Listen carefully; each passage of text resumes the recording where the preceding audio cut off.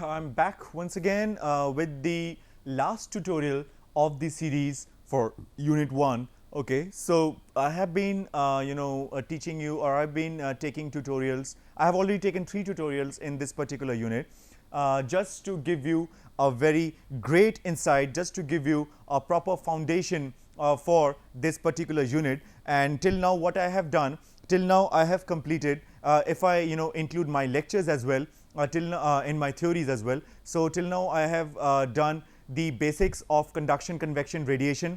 Till now I have also completed a bit of numerical of simple conduction, convection and radiation on simple laws of these particular heat transfer. Okay, Fourier law of conduction, Newton's law of convection, Stephen Boltzmann law of radiation. Then we entered into the derivation for 3-dimensional heat conduction equation in all the 3 particular coordinates, like the spherical, like the cylindrical and like the rectangular. Okay, and then what we did, we also did heat transfer through composite wall. Okay, and we also did a heat transfer through composite cylinder. So we have done several numericals till now. If I count, it will be near about 15 to 20 numericals that I have covered in my theory lectures as well as in my tutorial lectures. This is the last tutorial lecture, and you will find something else. Till now what we have done the resistances for cylinder, heat transfer in cylinder. Till now we have completed resistances for a slab, rectangular slab, and now we will be talking about resistances or heat conduction in hollow sphere. And then we will also talk about critical radius of insulation, which is very much important, and as you can see it in your daily life, because when you take a conductor or something, some wire, if you can say, okay, so it is actually wrapped it in insulation. Or if you see your split AC's evaporator coil, okay, so the pipe that is coming out from the evaporator towards the condenser, or from the condenser towards the evaporator, actually this is being insulated with the nitrile rubber. Okay, so the insulation is a very important topic when you talk about heat transfer, because if you have to restrict the heat that is that you need not, that you don't want that heat to peep into the system or heat to be lost from the system, so you need to have an additional layer. And we have done several numericals by applying insulation over rectangular slab, and we have also done some numerical while applying insulation over cylinder. Okay, so now we will be doing something about means the applying insulation over sphere. So we will be talking about heat conduction through a hollow sphere, and then we will try to go for the composite sphere with insulation on it. And then we will talk about critical radius of insulation, because you cannot go on adding insulation, because it gives you weight and it also costs you. So definitely as a project manager, as a project engineer, you need to take you need to take into considerations everything. So the cost and the weight and everything has to be in balance. So we need to talk about the critical radius of insulation. That's the practical aspect of it. That's why I've just told you this particular line. So let's get into the 4th tutorial, or you can say the last tutorial for the unit 1. So let's get into it. Thank you. Here. So heat conduction through hollow and composite spheres. So heat conduction through hollow and composite spheres. So first of all, till now what we have done in slab, we have done through the composite cylinder. Now we are talking about composite sphere or the hollow sphere in the beginning. Then we go on at the layers to make it composite. Okay, so here you can see, and now the resistance value will change. Till now what we have done, for the slab we have taken RTH is L by Ka. I am just recapping it. And for the cylinder it was RTH is equals to 2 pi KL. Sorry, it was actually ln R2 by R1 divided by 2 pi KL. And now we will talk about this thing. Okay, so for the sphere, the resistance is RTH is R2 minus R1 divided by 4 pi K. It is 4 pi K R1 R2. Okay, so this P is basically pi. Okay, you can have like pi, it's pi. Okay, so 4 pi K R1 R2, will actually derive it as we have already derived for the slab and for the cylinder. So we'll do the justice. We'll do same justice to this particular guy. So let's talk about it. Let's talk about the derivation for this. Okay, so here you are. Area through which the heat is transmitted is definitely, you know, the surface area of the sphere is basically 4 pi r square. Okay, so Q is equals to minus K 4 pi r square dt by dr. Again, there is no dx. Likewise, the cylinder, it is having dr because it's the element having radius. So the thickness will be dr. So rearranging and integrating, and we all know that dr is an integral operator here and dt is the integral operator here. So take dr here, and r square is the variable, so r square down under, and dt will be alone. Okay, so here it is, and integrate this. Okay, so if you integrate it along with r2 and r1 and t2 and t1, so you will get this. It's a simple integration with the limits. Okay, so once you get it, it will be 1 by r2 minus 1 by r1, and it is 4 pi k t2 minus t1. You just need to rearrange. You need to rearrange in the format delta t by rth will be q. So here it is delta t. Okay, here is the q. So what is remaining? This will come down under. So it will be 4 pi k r1 r2. So rth, as I have already mentioned in the first slide, so it is like r2 minus r1 divided by 4 pi k r1 r2. So now, from now onwards, this particular formula you need to remember.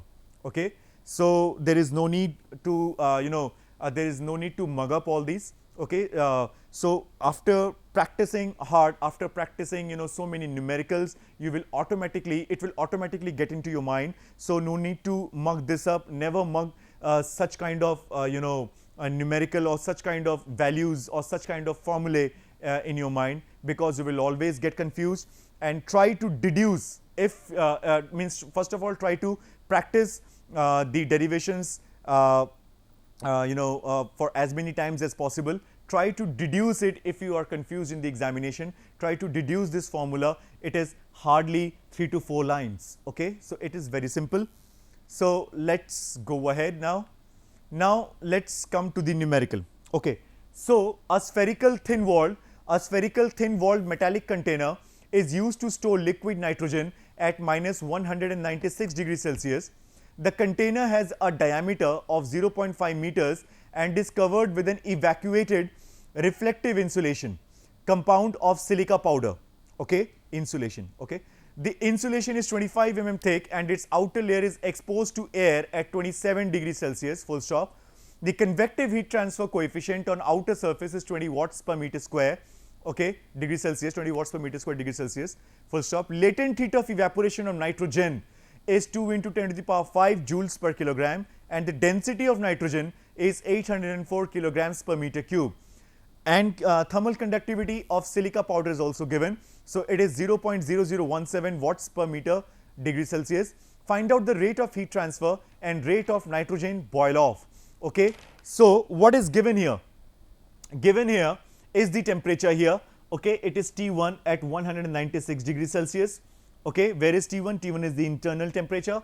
T2 is what? Here it is written T2 is 27 degrees Celsius, is exposed to air. So T2 is here, is the ambient temperature. So T2 is 27 degrees Celsius. Okay, the internal radius, okay, the diameter half of the diameter. Okay, and then you add on the thickness. So you will have like R2. So this is this. Very simple till now. And this is the insulation. Insulation's K value has been given, means it's the conductivity that's been given. Okay.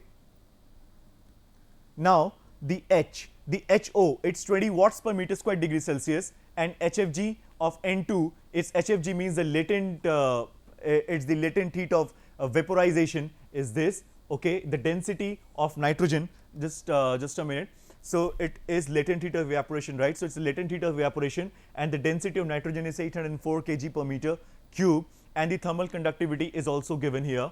Okay, so the rate of heat transfer, now you see the resistance has changed. Since we are talking about a sphere here, we are talking about a sphere, it's written spherical thin walled. So you need to know, means it will just come into your mind if you have practiced a lot. So it will just come into your mind that what kind of formula, which formula you need to use. So here you will be using sphere. So this and this is convective resistance. Okay, convective resistance is pretty much clear. So this is the sphere. Now you have all the values, you have this temperature, and everything you have. Okay, you have everything. So just calculate. Okay, the negative sign indicates that the heat flows in. Okay, now why the heat is flowing in? Because outside is 25 degrees Celsius, outside is 27 degrees Celsius, and the inside is a whopping minus 196 degrees Celsius. So definitely you know what will happen. Okay, so it's minus sign. Now you know from your class 9th science, from your whatever you have studied there, it will be you will be using it here. You know the latent heat. Latent heat means the hidden heat, where at the same temperature the phase changes. Okay, so from your class 9th science book, okay, you might have studied like Q is equals to ml or Q is equals to mHfg, and this Hfg is basically Hg minus Hf. Okay, so this is all you have done in your class 9, then you have studied it in class 10th and so on as a science student, and then you have also studied this particular equation, the latent heat equation, in thermodynamics and so on. Okay, so I won't be discussing this much. So here, if you need to calculate the mass flow rate of nitrogen when your Hfg is given, means the latent heat of evaporation is given. So this is the formula. Q is here. Okay, just apply that Q there and you will get the value of mass flow rate of nitrogen. Okay, simple. Now let's come to the next numerical. The next numerical says determine the rate of heat flow through a spherical boiler wall which is 2 meters in diameter and 2 centimeters thick. K is equals to 58 watts per meter Kelvin. The outside surface of boiler wall is covered with asbestos.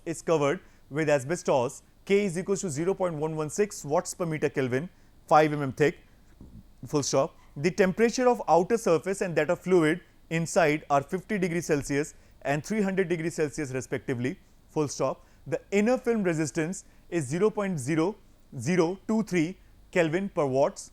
Okay, so what do you need to find out? What you need to find out is the temperature. Okay, determine the rate of heat flow through a spherical boiler wall. So heat, you need to find out the Q through a spherical wall. So since it is spherical here, you need to transfer the heat across it. So you need to use the resistance formula for a sphere. Okay, so let's talk about here. So again the radii. Okay, second radii, just adding on the thickness. Okay, the thermal conductivity is given here.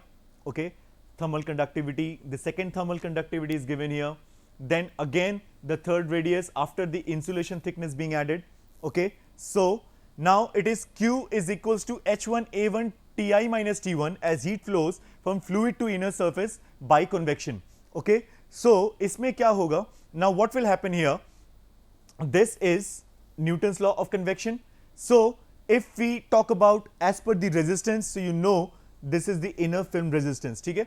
Q is equals to Ti minus T1 divided by 1 by HA, and I have already discussed with you several times that the resistance for convective heat transfer is basically 1 by HA. Okay, so just how you calculate it. Okay, so this is the numerical, so this is the K, this is the insulation K, this is steel K, this is the temperature here, this is R1, R2, R3, and the internal temperature is 300 degrees Celsius. There is the internal convection coefficient is also given. Okay, so here you go. Since the external convective coefficient is not given in this numerical, so therefore there is no HO by AO. There is no HO by AO. So you just have to remember whatever value is given, whatever parameters are given in the numerical, you just need to use that. If one of the convective coefficient is not given, you will not get panicked and you will not try to assume some values. Just use whatever is given in the numerical. Okay, so here it is, just by the simple formula. This is the conductive resistance of a sphere. Okay, with the insulation, now with the convection. Okay, so just put all the values here. You have all the values here and just calculate the value of Q. Okay, so it's pretty simple. Now another numerical, a cylindrical tank with hemispherical ends is used to store liquid. See, it has come in UPSC in the year 1994. It's quite it's a good question. You will find it out because it has hemispherical ends and it's a cylindrical tank. So you know what I'm talking about. A cylindrical tank with a hemispherical end is used to store liquid oxygen at minus 183 degrees Celsius full stop. The diameter of the tank is 1.5 meters and the total length is 8 meters. The tank is covered with a 10 centimeter thick layer of insulation. Full stop. Determine the thermal conductivity of the insulation so that the boil off rate does not exceed 10.8 kg per hour. Full stop. The latent heat of vaporization of liquid oxygen is 214 kilojoules per kilogram. Assume that the outer surface temperature of the insulation is 27 degrees Celsius and that the thermal resistance of the wall of the tank is negligible. Okay, so first of all, I don't think we have the diagram here. So this is a cylinder, this is a cylindrical tank, okay, and it has got hemispherical ends. Okay, so this is the kind of diagram they meant to tell you. Okay, so the heat generated during boiling of oxygen, okay, you know, mass flow rate. Okay, so mass flow rate and the latent heat of vaporization, as I have already discussed in the previous numerical. Okay, let T naught be the room temperature outside of the insulation and Ti be the temperature of liquid oxygen inside the tank. You just go through these steps very carefully because it's one of its kind. It has cylinder and it has got hemisphere as well, means a complete sphere if you join these two ends. For the cylindrical section of the tank, we have already seen this formula.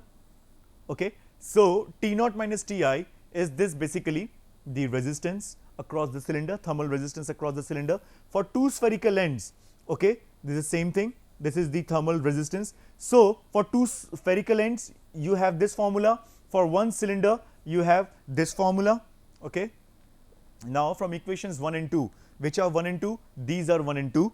Okay. Now from equations 1 and 2, you have to equate these two because the heat that is coming in will go out and it will cause the cylinder as well. So it will cross both the spheres and it will also cross the cylinder. So I have already told you, you just have to play with the temperatures and the resistances. Here we are playing with the resistances. You have to equate these two. You're going to equate these two and then you can easily calculate the heat transfer through the cylinder. Okay. Now from the given geometry of the tank, R1 is this, R2 is this, length of the cylinder is this. Okay. So put everything here in this formula, okay, and calculate this much watts. It's 1.1855 watts. Very simple. As I've already told you, it's a steady state heat. So whatever comes in the path of heat, it will cross with the same magnitude. It won't change. And just you need to play with the temperatures and the resistances. Here you are playing with the resistances. You have equated these two. Okay. So okay, ln R by R1. Okay. And now the thermal conductivity has to be found out. Okay. So the thermal conductivity and the thermal resistance of the wall of the tank is negligible. Okay. So what we need to do is we need to calculate the thermal conductivity of the insulation. So how you will do it? So you will do it like K is equals to ln R by R1 T naught minus Ti 2 pi L cylinder into Q cylinder. Okay. So this is the thing. So this is how you will find out the thermal conductivity of the cylinder. Pretty simple. Okay. So on the similar lines, what we have solved for slabs, for cylinders, we are solving for the spheres. Nothing has changed, only the formula has changed. Formula for what? Formula for conduction has changed. Formula for conductive heat has changed. Formula for thermal resistance has changed. So all the thermal resistances you need to remember, and you need to see the numerical what it is talking about and what kind of geometry it's talking about, and you need to apply the formula relative to that. Now it's quite an interesting thing. It's critical thickness of insulation. So critical thickness of insulation general aspects. I'm just going to read it. It's pretty comprehensive. So definition: a material which retards the flow of heat with reasonable effectiveness is known as insulation. Insulation serves the following two purposes. You just listen to it quite carefully. Okay, a material which retards the heat flow of heat with reasonable effectiveness, we are not talking about effectiveness right now, okay, is known as insulation. Insulation serves the following two purposes. It prevents the heat flow from the system to the surroundings first. It prevents the heat flow from the surroundings to the system. So, if we talk about, suppose heat flow from surroundings to the system, we talk about refrigerator, okay. We talk about AC pipes. Suppose if this is your split AC, okay, and if this is your condensing unit outside, so here there are the pipes. You will find it is being covered with black material, kind of something of black in color, that is basically nitrile rubber insulation, okay. The coil temperature here, which is reaching towards the evaporator, is actually of 10 degrees Celsius magnitude, and the outside is suppose 40 degrees Celsius. So, heat is definitely going to peep in, you do not want it, otherwise the air conditioner won't be effective. So, you need to insulate it. So, that is why. And heat flow from the system to the surroundings. And suppose if there is a boiler which is kept inside your room, and you know that the boiler is at suppose 200 degrees Celsius. Suppose I am just talking about you have an area, and in that area you have a particular thing which is actually generating heat at around 200 degrees Celsius. So, you need to insulate it so that there won't be any casualties, okay. There should not be any casualties. If someone touches something which is at 200 degrees Celsius, definitely there could be some severe burns. So, so it has to be insulated, okay. If at all you do not require that heat to be transmitted inside the room, okay. So, let us talk about the fields of application of insulations are boilers and steam pipes, air conditioning systems. See, I have talked about these two, okay. Food preserving stoves and refrigerators, once again refrigerators, insulating bricks like firewall, glass wool and all, okay, fire break, glass wools and all, preservation of liquid gases. Factors affecting thermal conductivity. Some of the important factors which affect thermal conductivity K of the insulators, the value of K should always be low to reduce the rate of heat flow, are as follows. Temperature. For most of the insulating materials, the value of K increases with increase in temperature. This is a very, very important line. This is a very, very important line. For most of the insulating materials, the value of the K increases with the increasing in temperature. Density. There is no mathematical relationship between K and rho. The common understanding that high density insulating materials will have higher values of K, and it is not always true. So, do not take care of means don't go into this particular line. You can just stay away for it, but this is quite important, okay. You just increase the temperature, the thermal conductivity tends to increase. The direction of heat flow. For most of the insulating materials except few like wood, the effect of direction of heat flow on the values of K is negligible, okay. Moisture. It is always considered necessary to prevent ingress of moisture in the insulating materials during service. It is however difficult to find the effect of moisture on the values of K of different insulating materials. Quite comprehensive. Air pressure. It has been found that the value of K decreases with decrease in pressure.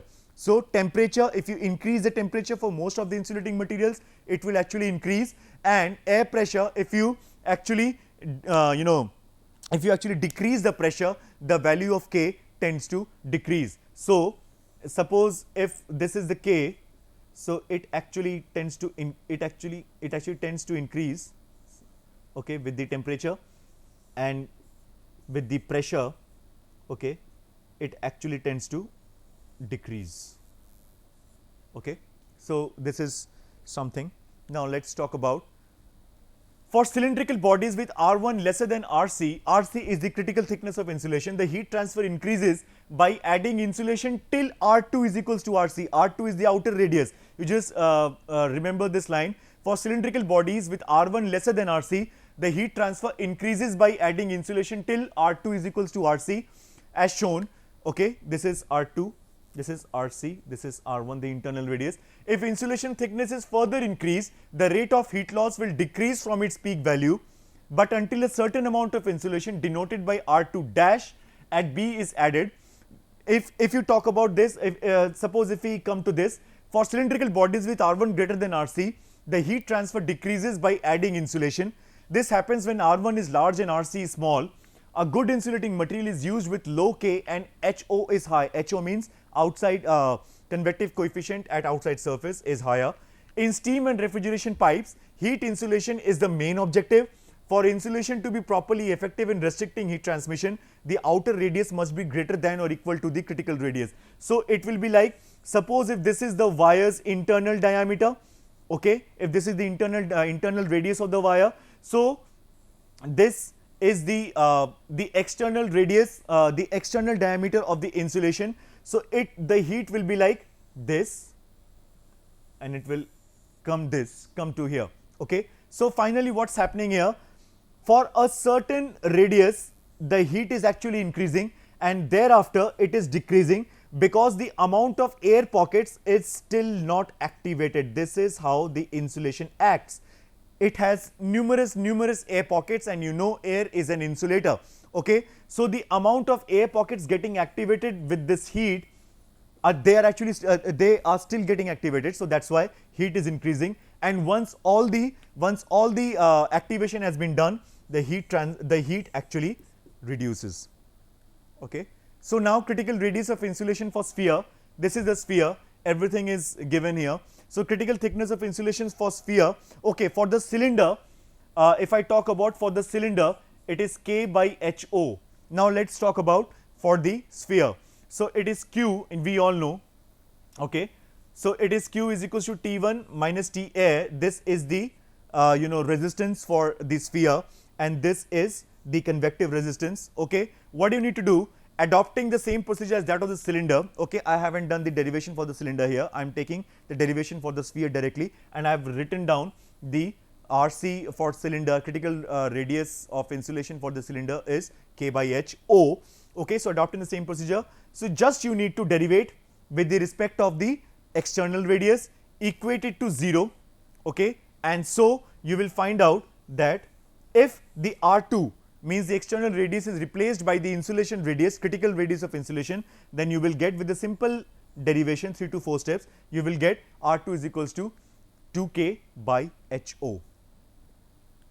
Okay. Now let's talk about some numericals on this. Calculate the critical radius of insulation for asbestos. K is equals to 0.172 watts per meter Kelvin surrounding a pipe and exposed to room air at 300 Kelvin with H is equals to 2.8 watts per meter Kelvin. Calculate the heat loss from a 475 Kelvin 60 mm diameter pipe when covered with the critical radius of insulation and without insulation.